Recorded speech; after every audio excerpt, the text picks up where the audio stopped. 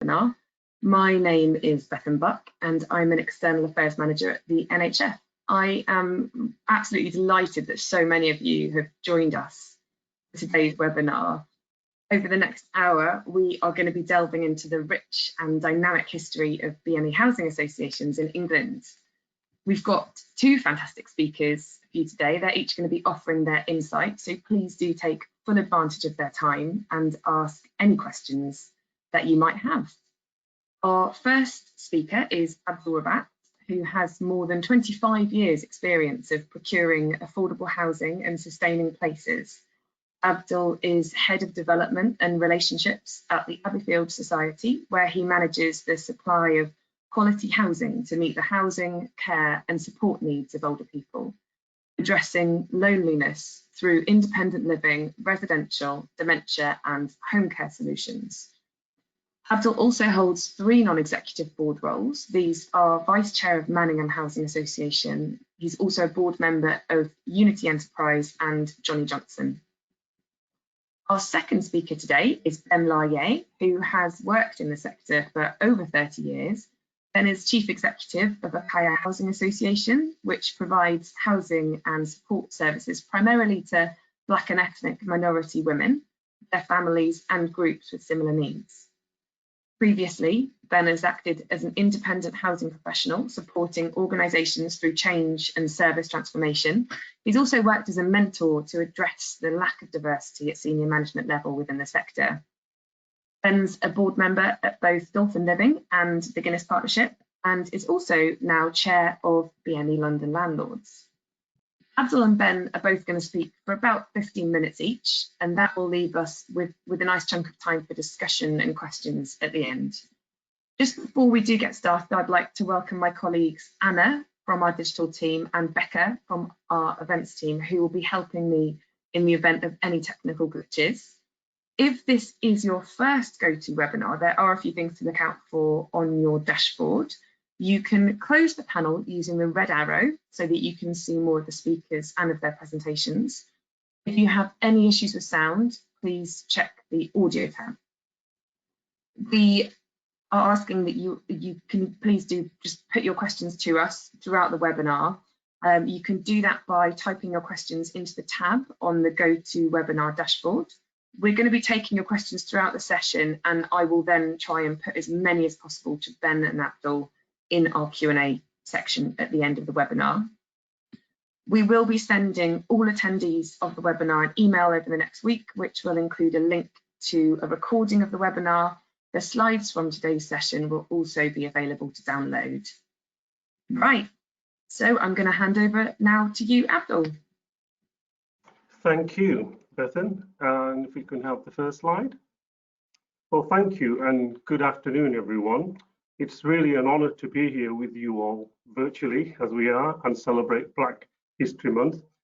I think this year more than ever, it feels that processing the history is so crucial. The death of George Floyd in America and of so many others, and the Black Lives Matter campaign has yet again highlighted how unequal society is. The theme of my talk is to show the great strides made by the BME housing movement, not just in terms of promoting equality and diversity within the housing market, but also helping build the strong integrated communities that we all want to see.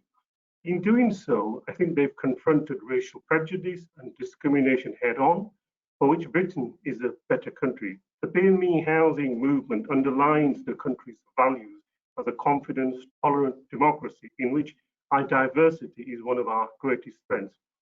Today, BME Housing Association provides shelter to over 250,000 people in around 66,000 homes and work with over 1,000 public, private and third sector partners. But this has not always been an easy path. Blood, sweat and tears were shed by so many and lives have been lost.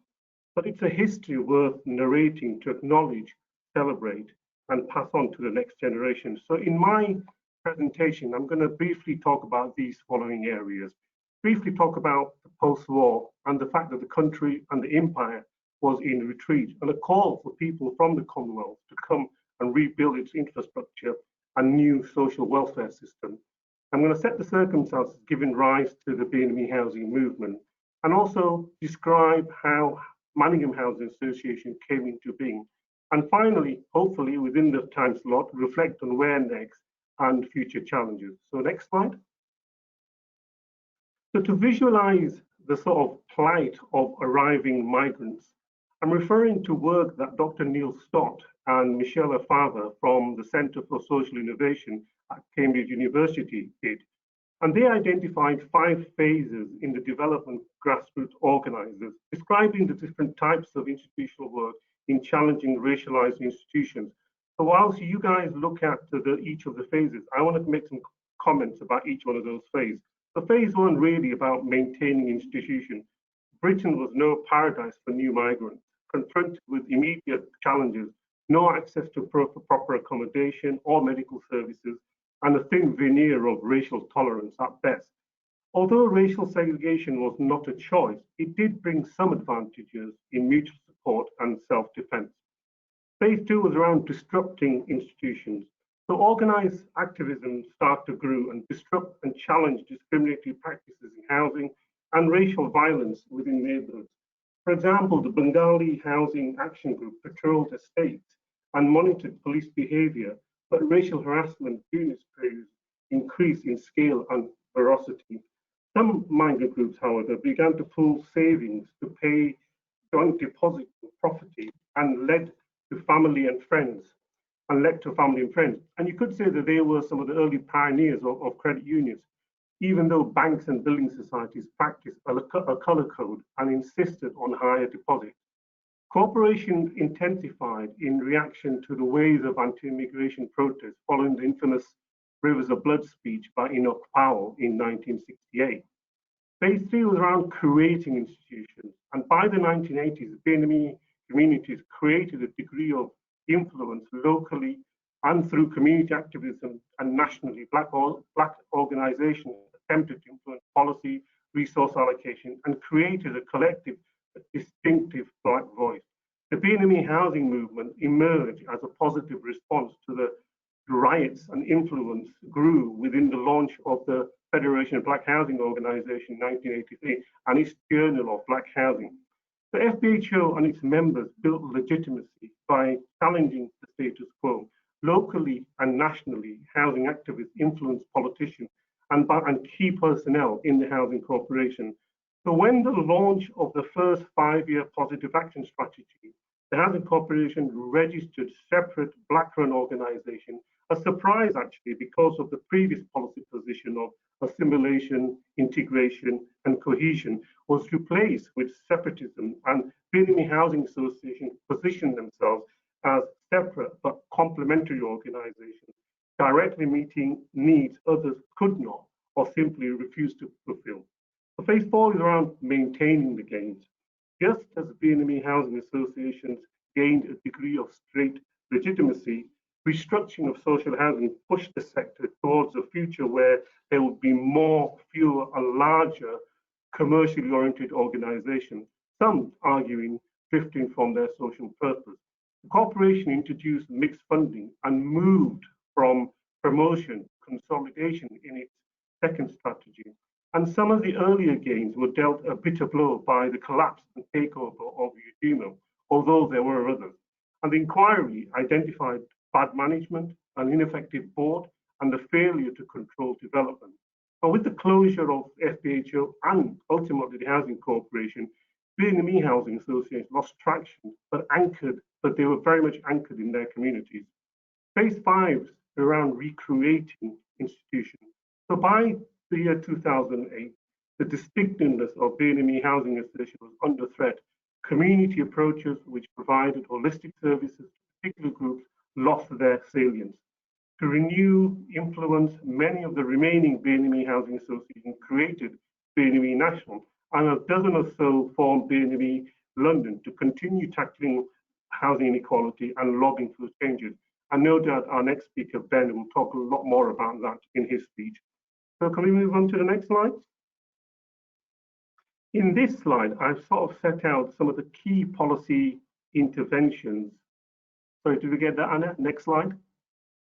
In this slide, I set out some of the key policy interventions introduced by successive governments having scanned the literature review. What strikes me is that it demonstrates choices and decisions taken by government to fix the broken housing market, and actually including within that BME households who are facing some of the sharpest housing inequalities. And I think one of the things I'd be very interested to hear from you guys is if it had the desired impact, or is it a case of lost opportunity, so that we can learn from this going forward. Next slide, please. We talked about the various strategies, and what I've put here is a demonstration of that. So the bar charts reflect registration activity. Firstly, it shows a significant spike during the corporation's first strategy from around 1998 on registering new BME housing associations. And then from 1992 on the second strategy, this plateaued, reflecting the emphasis on construction, on consolidation and viability.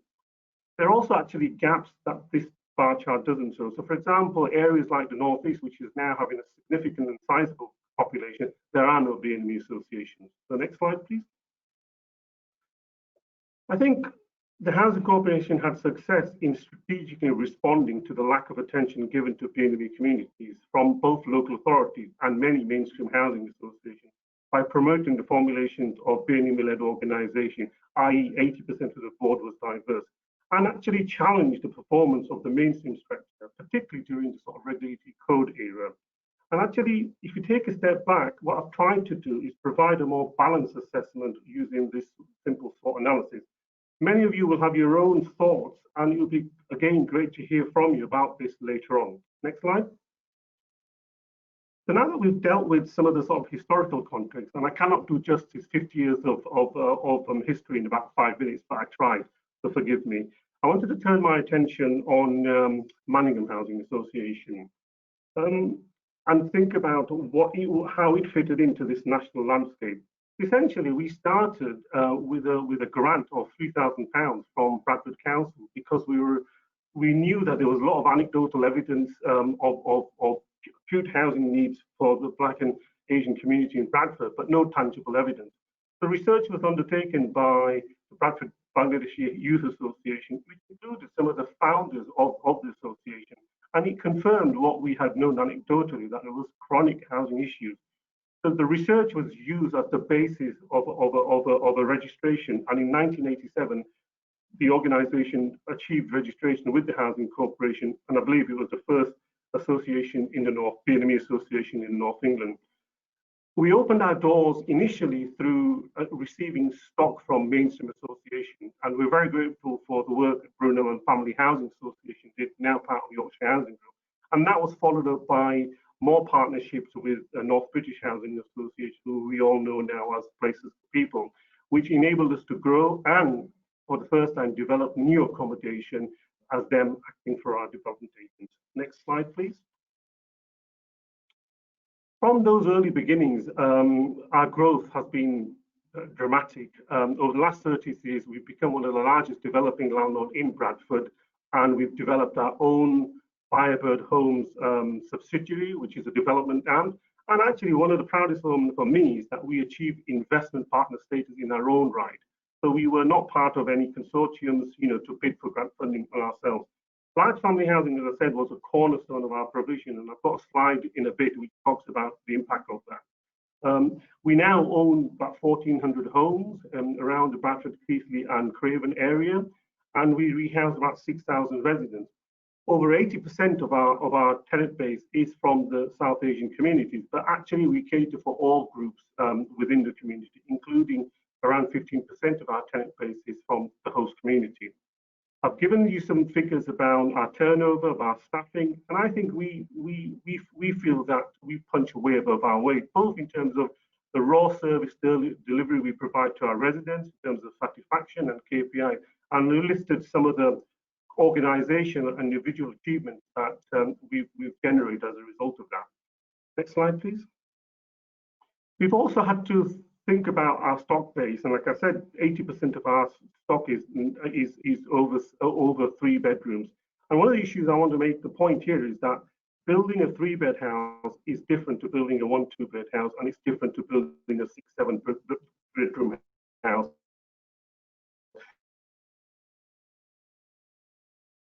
And in the past,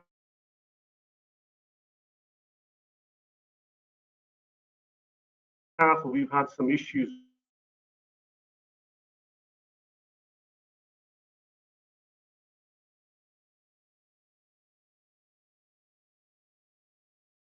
around grant rates, and the whole issue about value for money. You know, how do you measure that? Do you look at value for grant per person, or keeping broken families together under one roof?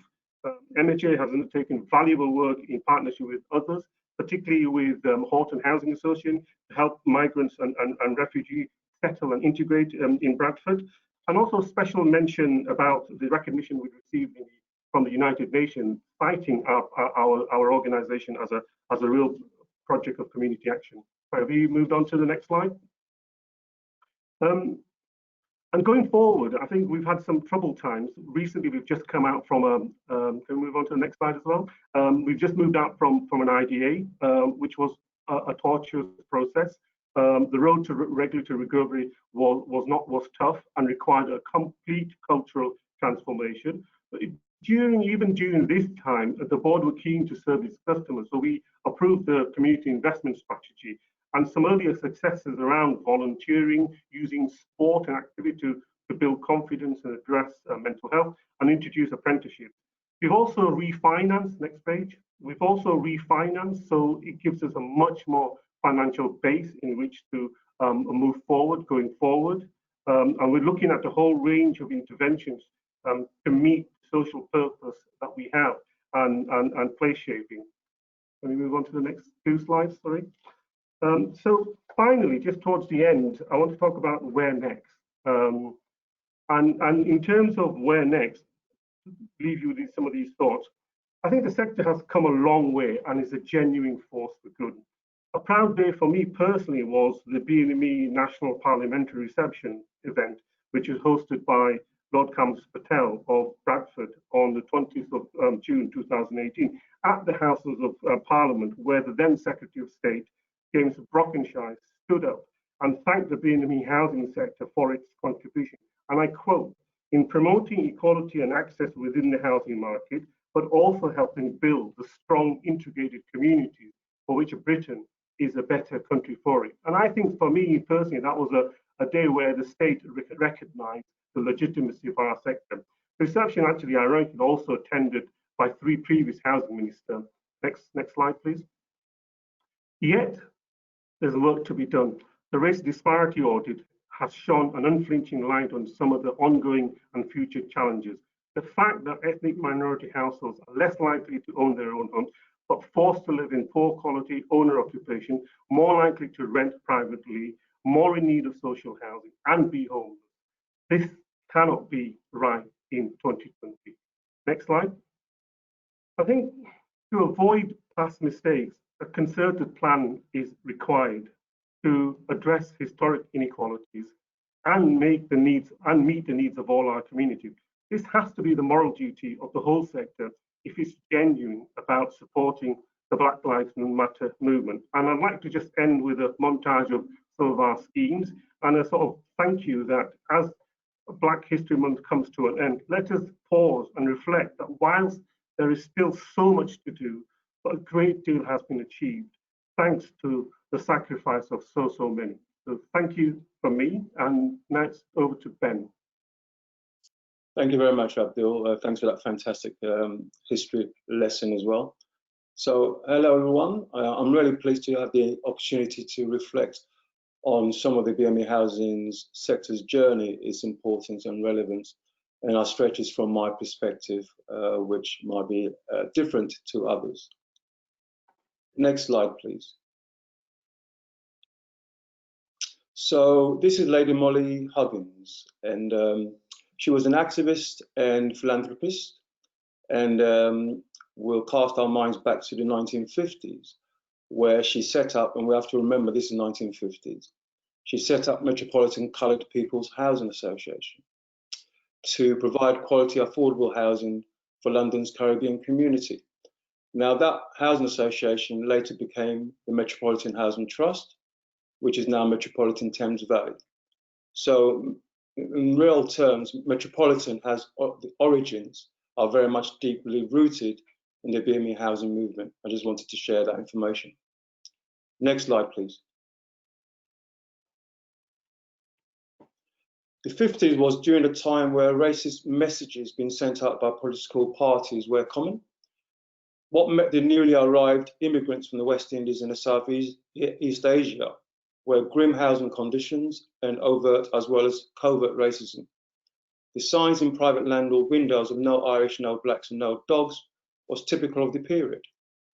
The private rented sector, often at the lower end and in inner city areas, is where many migrants were funneled into, straight into the arms of slum landlords, who greeted their new tenants with poor and overcrowded living conditions and often run down and or older housing in neighbourhoods that were already considerably disadvantaged.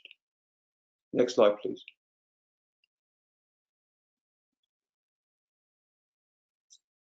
So poor housing alongside poor policing practices and high unemployment among black youths sparked race riots across the country during the 80s. There were riots in Brixton, Tottenham, Toxteth, amongst others, which created a policy landscape and an opening for very enlightened leadership at the time, the Housing Corporation, the then regulator, to launch the ambitious BME housing strategy.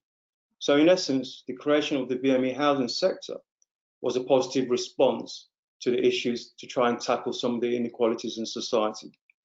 My own organisation, ICAIA, was formed in Brixton by 4 local activists, with the race riots there being a clear catalyst to that positive change. Next slide, please. So broadly, BME specialist housing providers were set up and still exist today for distinct but very interconnected reasons. Provide access to good quality affordable housing, linked to the delivery of culturally sensitive services, and to be advocates for the minority ethnic communities. To give opportunities to BME talent in the housing sector with respect to employment and board opportunities. The BME housing sector not only became a driver to provide equal access to housing, but continued by its very existence to make a case for social inclusion, supporting diverse communities and the challenges they face. As BME-led landlord, we maintain that we have a different texture to the contractual landlord and tenant relationship because of the commonality of our own personal journeys and narratives and how we relate on a day-to-day basis. We create significant economic and social value in some of the most disadvantaged neighbourhoods. Next slide, please. So the FBHO years. So Louis Julien was the founder of the FBHO, and he's been often credited playing a significant part in the creation of the BME sector, in that the Housing Corporation partnered with the FBHO in developing the BME housing strategy, and Louis Julien had a significant part in that process. Next slide, please. So BME London Landlords is a group of BME housing associations working in London that have come together. And we currently manage around 6,500 homes and has the capacity to deliver and develop another 2,000 homes. Our principal reason for collaboration is very simple. It's to improve the quality of lives and life chances of our communities. And as a group, we are positioning ourselves as a key strategic partnership body to work with the Mayor and the GLA to meet the many challenges that faces London. Next slide, please. The challenges faced by BME communities are well known. The overrepresentation in the criminal justice system, the inequalities in the education system, housing inequalities that often leads to BME groups being overrepresented in homelessness figures, health inequalities, which recently has been brought to the fore again by COVID-19, which obviously disproportionately impacts on both the severity and death rates attributed to BME communities. So the health inequalities are very much there currently as well. Thank you. And also the underrepresentation at executive and board levels, which the sector is very much guilty of. BME communities in recent years have had to contend with and reconcile with the trauma of the aftermath of Grenfell, the Windrush scandal, and also to endure the polarised Brexit debate. Next slide, please.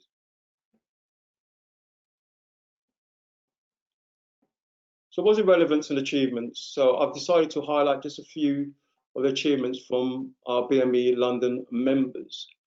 Our most recent success is with Bangla Housing Association, who have achieved national lottery funding to deliver the Bangla COVID advice project.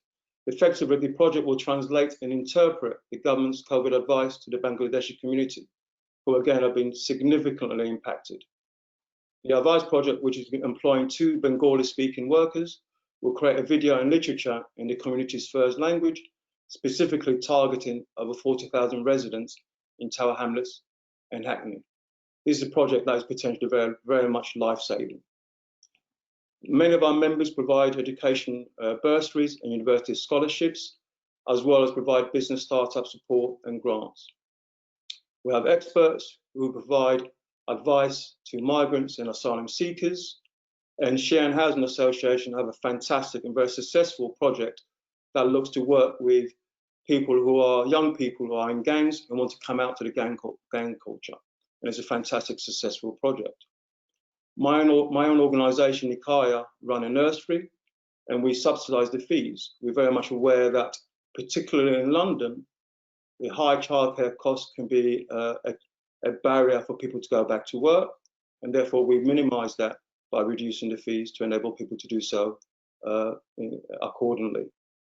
Our flagship initiative, Leadership 2025, which we developed, is really aimed as a vehicle to address the distinct lack of diversity within the sector at both exec and board levels. And then the Build London Partnership, which is a partnership of over 30 smaller housing associations working with L&Q and the GLA to basically unlock smaller sites in London and to help to contribute to new affordable housing supply. Without the 9 pioneering members of BME London signing the strategic partnership with L&Q, the Build London Partnership would never have got off the ground. So we're very proud of our involvement in the development of that particular initiative. Next slide, please. The images of the killing of George Floyd at the hands of the police was not the first time that a black man had been killed by the police in America.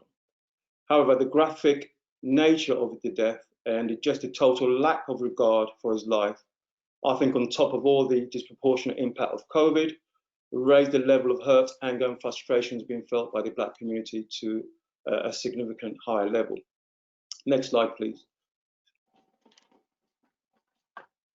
So it was no surprise that there was significant numbers of people took to the streets in the day of protest, chanting Black Lives Matter, and soon saw the protest movement going viral, with people from all over the world taken to the streets, not calling for change, but actually demanding change. Next slide, please.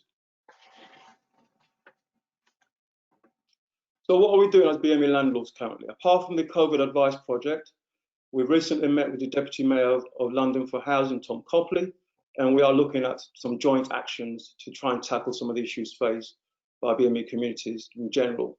We are looking at potentially drafting a joint letter with the GLA to the Secretary of State, asking for specific advice and guidance to be given to the BME communities around COVID.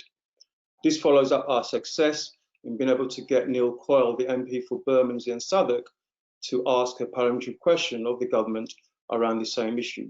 So it's something that we're really lobbying and pushing for that particular advice. Because apart from the fact that the BME community is very much affected by COVID, there's no real significant tangible advice specifically to BME communities.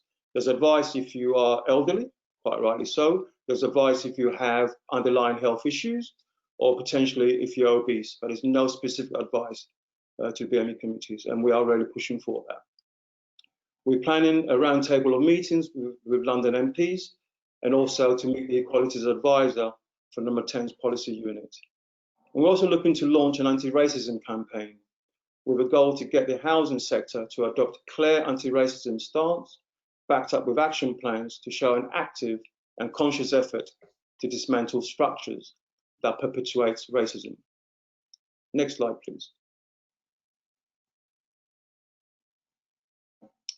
This picture of the cabinet speaks for itself, so I won't say any more on it for now. I'll just leave that with it for your image for now. And let's move on to the final slide.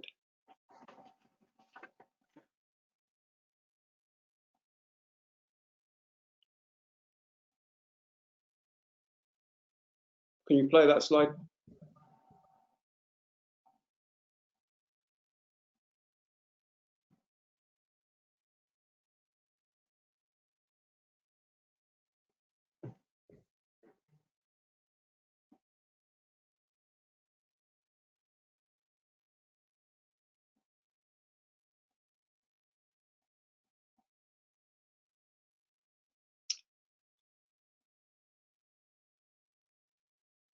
Thank you. So to conclude, as long as institutions and people in power continue not to be reflective of the UK society, and structural inequalities exist that further disadvantages already disadvantaged groups and communities, the BME housing movement will continue to strive to give a voice to our communities who are often unheard, strive to provide dignity, equality, and hope to those communities as well. It is my strong belief that the BME housing sector is as relevant today as it was 40 or more years ago. Thank you very much. Thank you, Ben, and thank you, Abdul, very much. Please do write your questions in the chat box. I'll put them through to Ben and Abdul in due time. We've got a few coming through, so please do keep them coming. Firstly, Ben, I think you've kind of answered this in your last few slides actually, but I don't know if there's an opportunity here to expand on it. BME housing associations have come from an activist background. Do you think that BME housing associations are still activists today? I think some are. I think that level of activism is probably no longer as strong as before. But there are those that are very distinct and work into specialised provisions, whether it's asylum seekers or migrants. So that level of activism is no longer there. And I think sometimes, in this modern day, activism is also sometimes considered to be a negative word.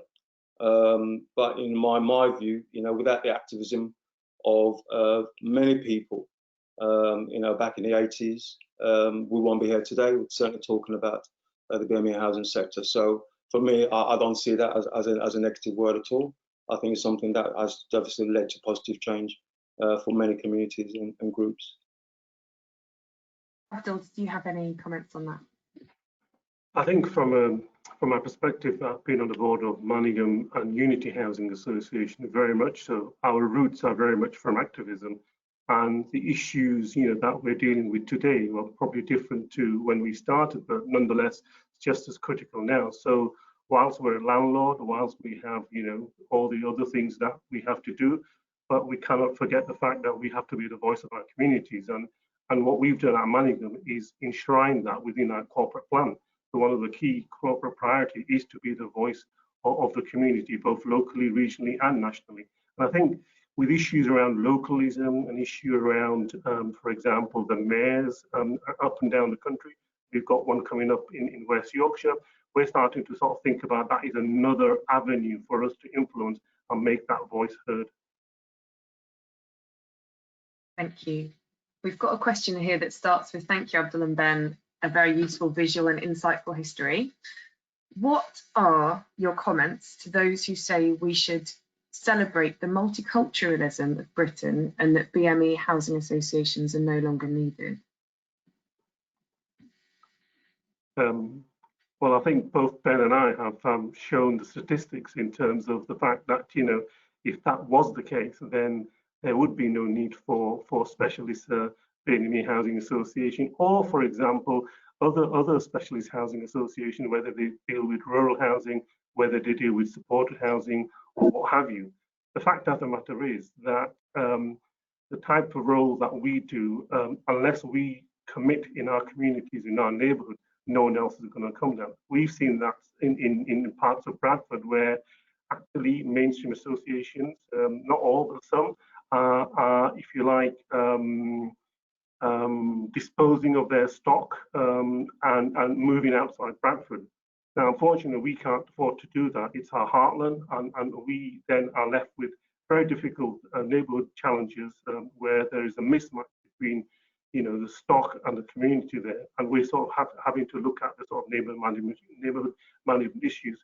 My view is that if the level playing field was the same, then yeah, I would be the first one to agree. We don't need a subsector, but we're not there yet by a long chalk. Yeah, so just to come in, obviously I concur with what Abdul's saying. I think my presentation made it quite clear of the continuing relevance of the BME housing sector.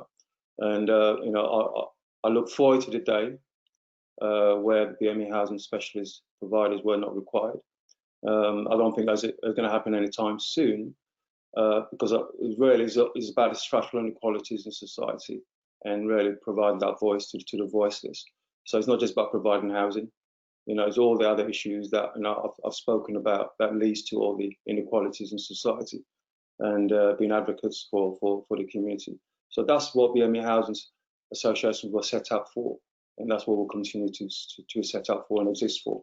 So at the moment, yes, we can celebrate the social housing sector in general. However, there's clearly a real need for specialist BME housing organisations working with the communities.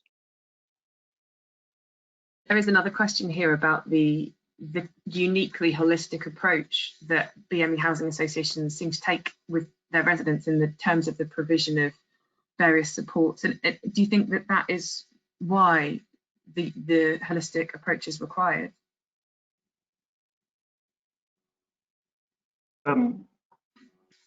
One of the things I put in my slides was the fact that despite our community base and our approach to housing management and our sort of approach to neighbourhood management, our KPIs speak for themselves. We have probably one of the lowest void rates. Our tenant satisfaction rates are in their high 90s, and frankly, the brand that we have and the popularity of that brand is reflected in our waiting list. For every one house that does come up for letting, we have so much demand for them.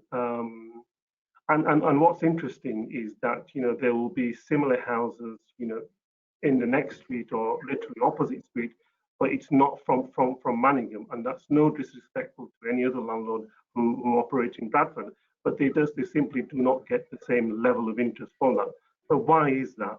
That's the question. Why is it that people will wait longer to bank a house with Manningham Housing Association when there are other properties that they can be housed into from other providers? And that I think is the level of trust that we have and we have built up, trust that we never ever take for granted.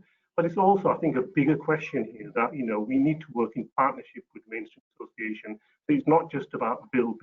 It's also about management opportunities, and they've got the stock, we've got the demand. Surely there's ways of working to meet those unmet needs. Thank you.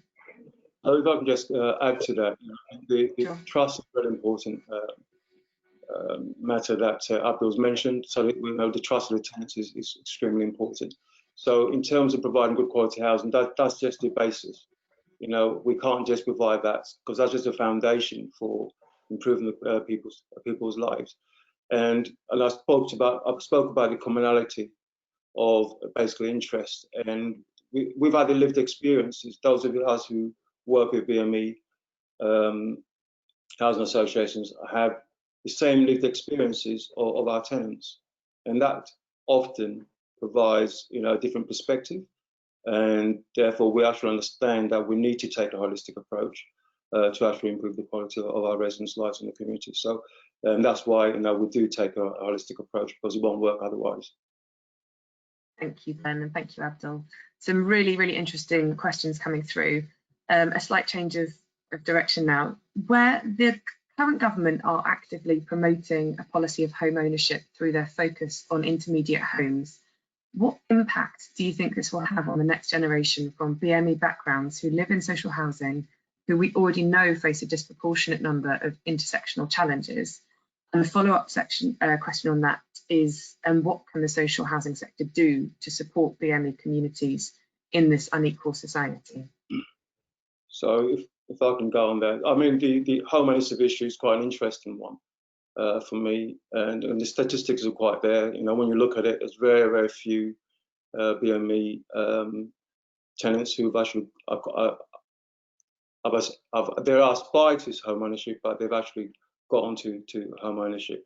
Even shared ownership is a challenge for the BME community, and my own organisation only have a handful of shared ownership, because whilst we want to provide that opportunity for our residents, a lot of them are telling us that, you know, obviously because of their economic situation, there is very difficult for them to be able to aspire and acquire home ownership. So for me, it's more really about improving the current life chances of our customers and looking for the next generation, and to see what the next generation can actually bring to the fore. So I do a lot of work with our youth, and do a lot of work around education. We're doing a lot of work around health and well-being, and we're just looking really to take that holistic approach, and just to try and provide the, suppose if you like, the channel and opportunities for our customers, and for those who want to aspire to home ownership. We do have specific advice and providers that we work with to try and obviously enable them to attain it. But I do not think that there will be a significant number of our tenants who will be able to acquire shared ownership, or indeed, you know, outright home ownership in the near future. Yeah, did you want to say something? Sorry, Abdul. Quite an interesting topic. I mentioned in my speech the BME event at the House of Commons, and the Secretary of State talked about the reference to some of the home ownership products that it had advocated, particularly in relation to Help to Buy. Massive amounts of public investment has gone into that scheme.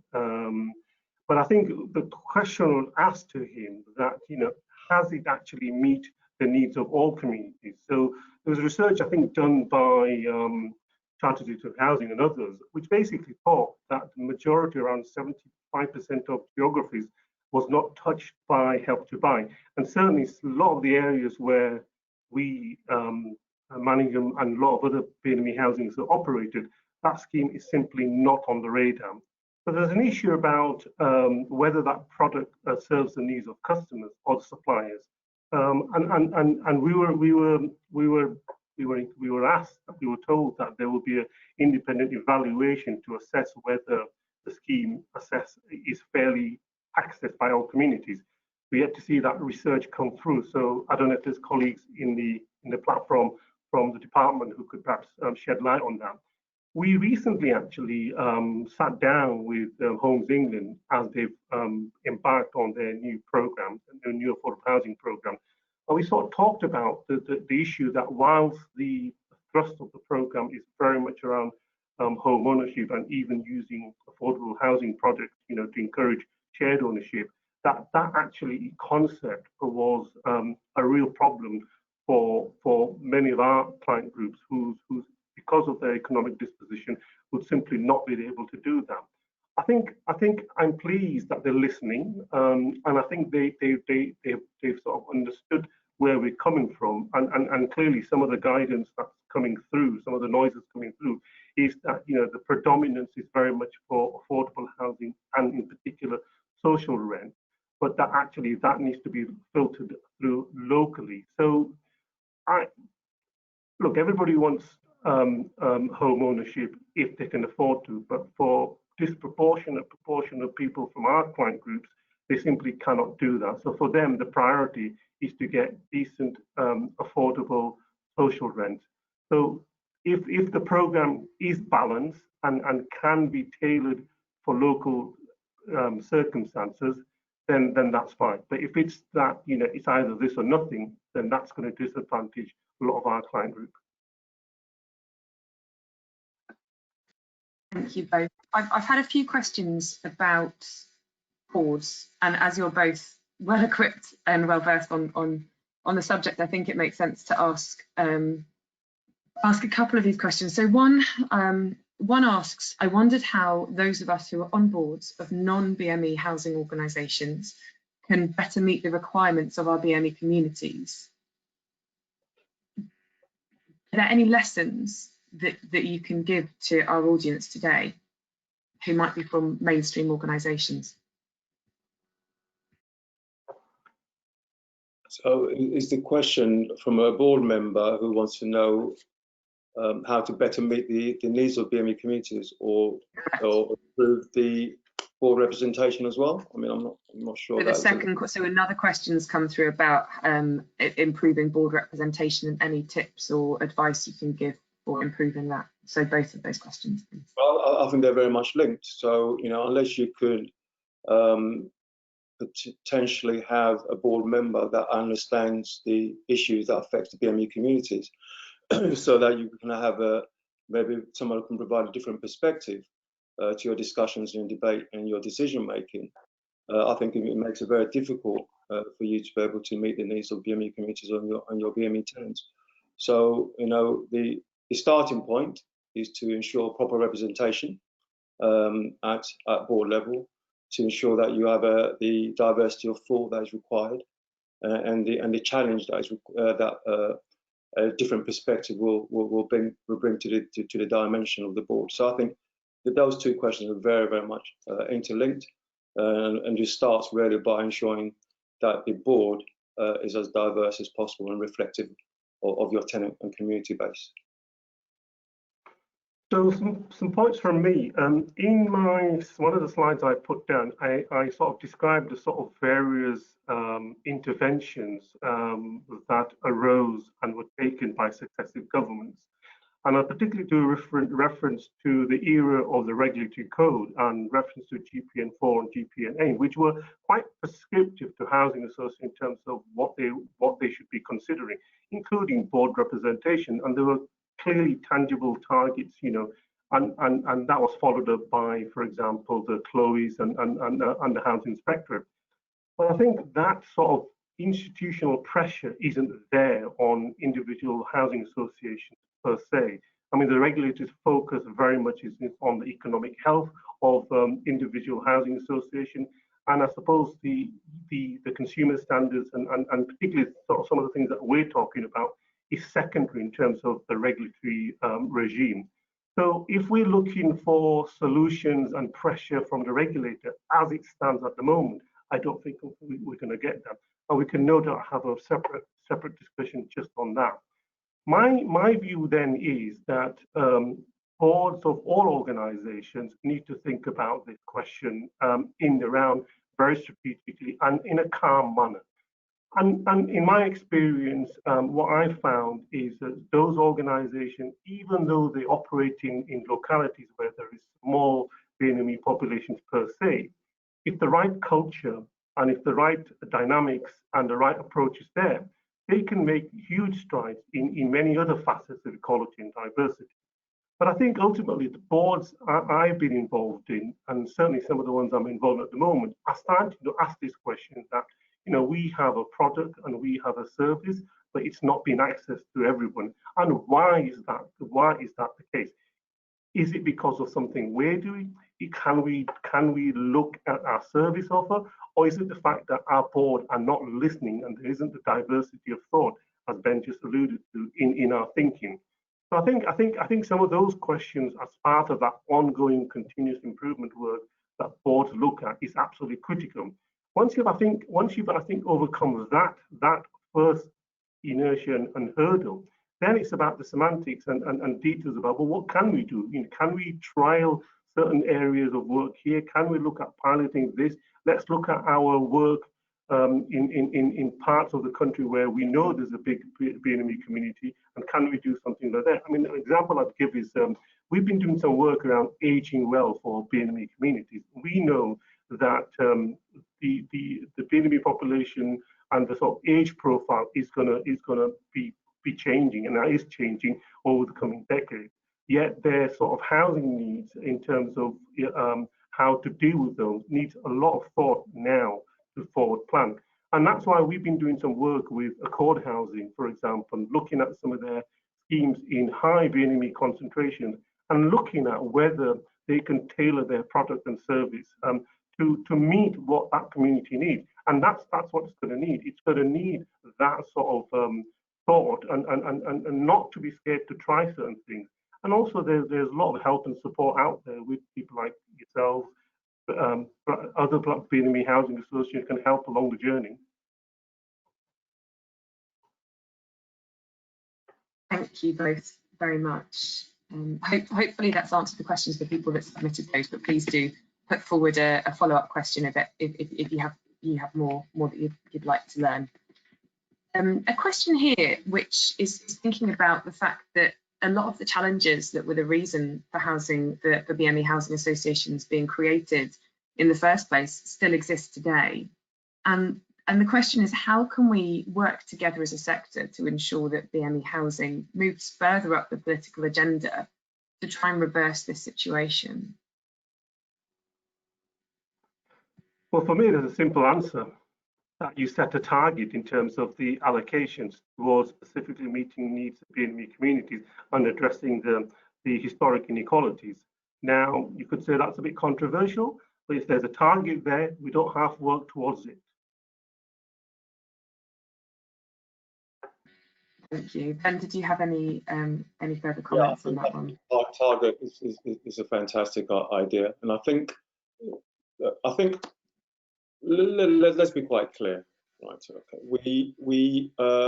the sector is part of society.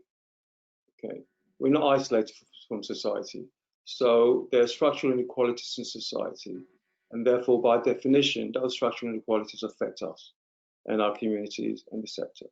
So it's a bigger issue than just what can the sector do. You know, we do have to work very, very hard as a society to address some of those inequalities, and that's really what we need to do. So it's not just the sector working on their own, and it's really having strong leadership and government commitment and policymakers and influencers be able to make some very appropriate decisions going forward, so we can actually start dismantling some of the structural inequalities that exist. Thank you, Ben.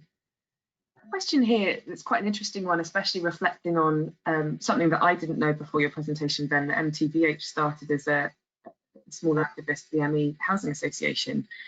Does the panel feel that that BME housing associations can function well or remain true to their values if they do become, this is more to do with kind of being absorbed into a larger group of associations rather than growing as a specific association, but any thoughts on merging and the implications that might have potentially for BME housing providers? Well, so far, those that have merged or been subsumed into large group structures have not only lost their independence but their identity. You know, so Ujima into LNQ, for example, presentation into Notting Hill, and several others in the past. So I think once BME associations get subsumed into larger, if you like, mainstream organisations, the identity then gets lost. And over the years, even though a part of the promise, I'm sure, when the discussions, negotiations are ongoing in terms of the mergers, are that they'll retain their identity. And so far, I've never seen that happen. So I think that's one of the reasons why many BME housing associations jealously guard their independence to ensure that, you know, they remain true to their roots, and they remain true to all the issues and the matters that they are looking to address.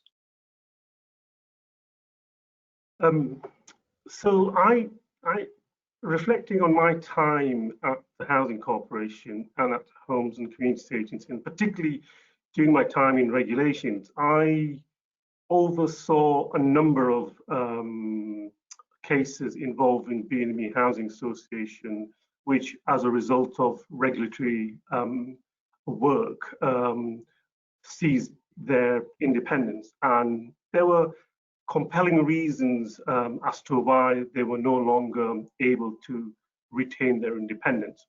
Now, the route that they took, some of them moved voluntarily into other groups and with bigger partners. Some of them were effectively there was no other choice. And when I reflect on some of those cases at the moment, I take on board what Ben said about some of the big housing association and the loss of identity, the loss of that history, and the fact that actually those groups haven't done anything or could do more to celebrate that history and to celebrate the acknowledgement, because you've got to bear in mind that those organizations brought assets into that main group, and with that came financial clout in terms of lending and what have you. So I think there is, like I said, there's a moral case where those histories and those identities need to be reflected. However, actually, I have seen some examples where actually the culture of the host organization has changed and has shifted, primarily because the BME Association has come into the group structure, and reflecting on the sort of operating geographies, the mainstream association have learned a lot to operate in those areas, and in that situation, they've been able to actually exert a lot of influence in terms of future investment strategies and approach to sort of simple housing management approaches. I think my heart would say that it's been a loss of independence and history, but equally I think my head does say that actually there can be some advantage, if the culture is there and if that cultural fit is appropriate, and that's one of the issues I've experienced, that where there are failed mergers, it's not because of the financial case, it's not because of the lawyers or the regulator, is that the cultural understanding isn't there. So for me, the issue is around culture, that do these two organizations, will the sum of these two organizations be better than what they're doing separately? And I mean, from a management point of view, when we were effectively hanging by a thread in terms of our independence, I'm not sure whether anybody would have sent us flowers if we were to go under. I really don't think anybody would have bothered or cared, apart from those of us who were in that organization and took that siege mentality over our dead body. Are we going to give up our independence? And actually, it was an interesting conversation, a period of time with the regulator to convince them that we had a future and that future was independent. But the board are quite pragmatic. The board are never saying never will we forego our independence. It's got to be the business case and what we were able to achieve by looking at this, in a way which makes good business sense and ultimately allows us to meet our social purpose. Thank you, Abdul. Thank you, Ben, both very much. I'm actually going to have to draw the webinar to a close now. We've run out of time, even though I've got pages and pages of questions in front of me. Unfortunately, that's all for now. I think there's obviously been enough demand for us to repeat something similar to this in the future. So I look forward to that. As mentioned earlier, we will be sending everybody an email in the next week or so, which will include a link to the recording of the webinar as well as the slides. We also, I just wanted to quickly mention that it is Smaller Housing Associations Conference next week. There are still tickets available. You can book your place, head to our website for For that, we really hope you enjoyed today's webinar. Before you go, we'd really appreciate it if you could answer this quick poll. It will offer us a rating of today's webinar. You'll also be able to find all of our upcoming webinars, which are listed on housing.org.uk/events. Thank you very much for listening, and goodbye.